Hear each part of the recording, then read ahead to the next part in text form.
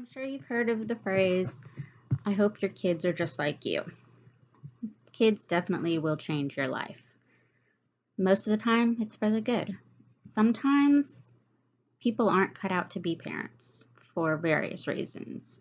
They may have drug issues or mental issues or just don't feel that they can support a child. Most of these kids, they end up being adopted or in foster homes. Hopefully, a kid gets adopted. Unfortunately, until that happens, these children are in foster homes. They are in the care of the state. And the problem is that there aren't enough of these foster homes. So basically, kids get bumped around throughout the DHS system. Simply, we need to find better ways to get people approved to be foster families and adoptions. There are so many more people that are interested in adoption than people that actually do meet all the acceptance criteria and adopt kids. According to the Donaldson Adoption Institute, there are about 81.5 million Americans that have considered adopting a child at least one time in their lives. Basically, it's about 40% of all adults. When it comes to foster families and foster parenting, according to the Dave Thomas Foundation study that I found, fewer than 1 in 3 adults actually consider becoming a foster parent. And out of those people, about 7 out of 10 of them feel that they would be unlikely to do it. A lot of times, these foster adoptions are done by the foster parents. Without the foster parents, we don't have the foster adoptions. Also, a lot of people don't meet all the criteria, and that varies from state to state.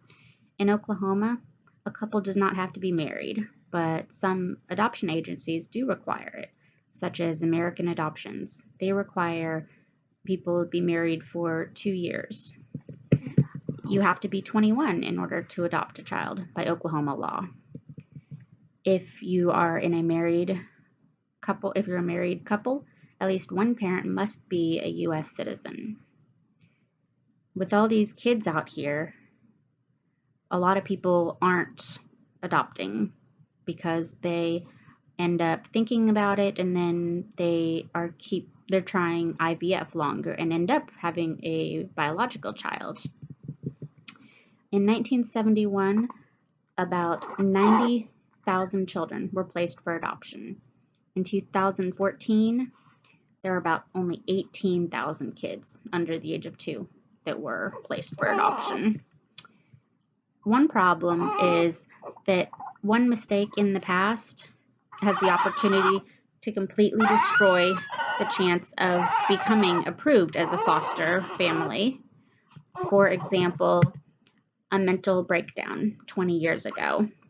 In order to be approved, your medical providers must give a written statement about whether they feel that you could parent a child safely and responsibly due to whatever happened in your history.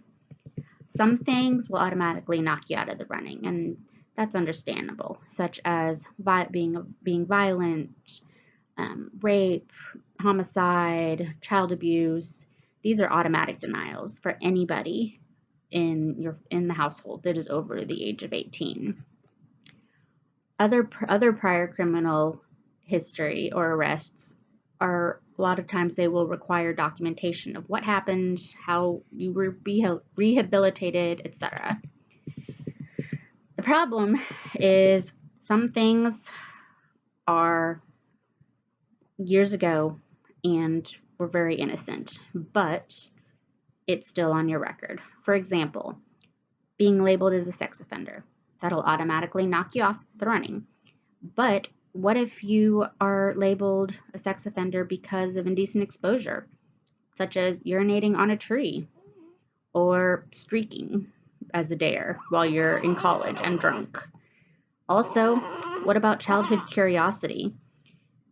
There is a gentleman named Josh Gravens When he was 12 years old, he touched his 8-year-old sister's genitals. Completely innocent, just curiosity. He is now a sex offender. He spent 3.5 years in jail. When he was 25, he was finally removed from the registry.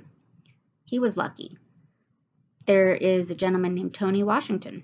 He is a football player hoping to go into the NFL.